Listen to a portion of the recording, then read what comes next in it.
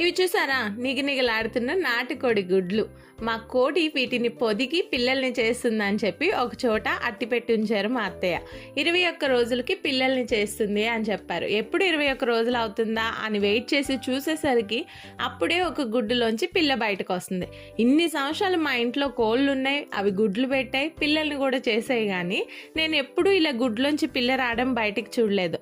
First time నేను కానీ మా పిల్లలు కానీ చూడడం. అందుకే ఈ మూమెంట్ని చూసి మేము ముగ్గురం అయితే చాలా ఎక్సైట్ అయిపోయాం అనుకోండి.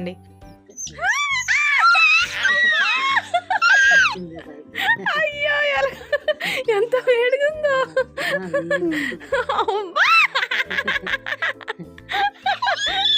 పిల్ల గుడ్డులోంచి బయటికి రాగానే తడి తడిగా ఉన్నది. కాసేపు తల్లి కింద పెట్టగానే ఆ వెచ్చతనానికి బుజ్జిగా తయారైంది. బుజ్జిగా ఉంది కదా అని పట్టుకోవడానికి వెళ్తే ఆ తల్లి పొడ్డానికి ఏమాత్రం ఆలోచించట్లా.